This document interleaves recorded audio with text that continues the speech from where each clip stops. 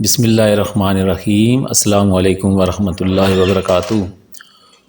امید کرتے ہیں کہ آپ سب فرینڈز اللہ کریم کی رحمتوں میں ہوں گے۔ ہمدرد ہیلتھ ٹپس میں آپ کو ویلکم کرتے ہیں۔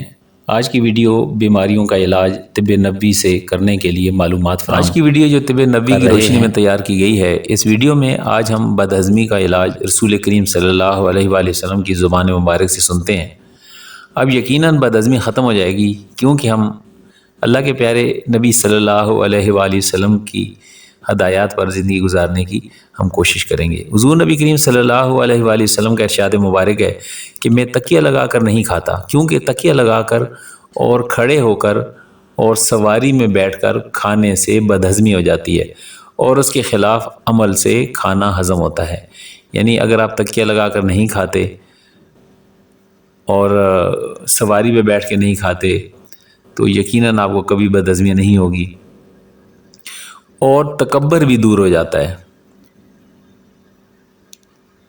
رسول پاک صلی اللہ علیہ وآلہ وسلم کا ارشاد مبارک ہے کہ سرکہ بہترین سالن ہے، اے خدا سرکے میں برکت عطا فرما، اے میرے پیارے رب سرکے میں برکت عطا فرما۔ نیز آپ صلی اللہ علیہ وآلہ وسلم نے ارشاد فرمایا، جس دسترخوان پر سبز ترکاری ہوتی ہے اس جگہ فرشتے آتے ہیں۔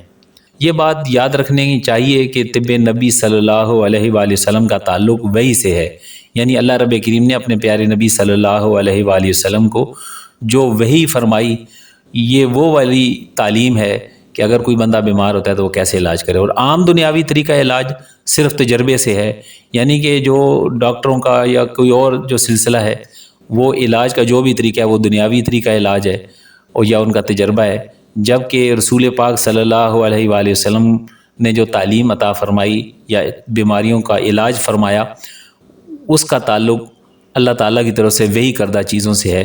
بعض اعتبار نے تجربے کو یقین کے قریب تر بتایا ہے، لیکن تجربہ ہرگز وحی کے رتبے کو نہیں پہنچ سکتا۔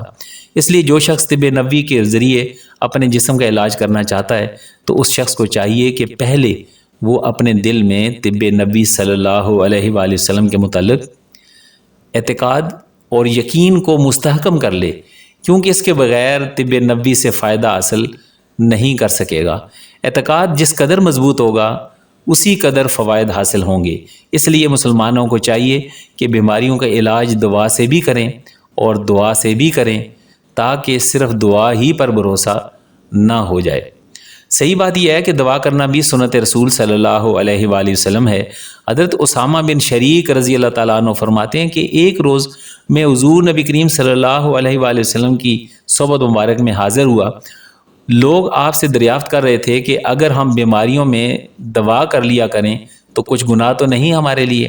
یہ سن کر حضور نبی کریم صلی اللہ علیہ وآلہ وسلم نے شفقت فرمائی کہ دوا کر لیا کرو اے اللہ کے بندو، اس لیے کہ اللہ نے جتنی بیماریاں پیدا کی ہیں ساتھ ہی ان کی دوا بھی پیدا کی ہے، لیکن مرض الموت اس سے مستثنی ہے، یعنی موت کے علاوہ ہر بیماری کی دعا اللہ رب کریم نے پیدا فرمائی ہے۔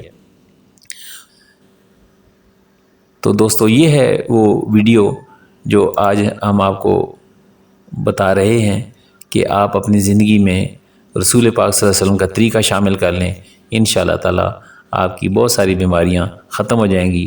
اور سب سے پہلے یہ جاننا ضروری ہے کہ حضور نبی کریم صلی اللہ علیہ وسلم کی جو بھی حدیث مبارکہ ہے، جو کہ آپ کی زندگی کی جو نصیحتیں ہیں اور پیاری پیاری سنتیں ہیں، وہ سب اللہ کے محبوب کریم علیہ الصلوۃ والسلام کو اللہ رب کریم نے وحی کے طور پہ عطا فرمائی ہے۔ یہی بات ہم نے یاد رکھنی ہے تاکہ ہمیں دنیا اور آخرت میں فائدہ نصیب ہو۔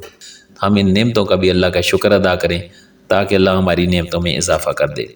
امید ہے کہ آج کی ویڈیو سے آپ فائدہ اٹھائیں گے اور ضروریات صحت کا علم طب نبوی کی روشنی میں جان کر آسانی محسوس کریں گے۔ السلام علیکم ورحمۃ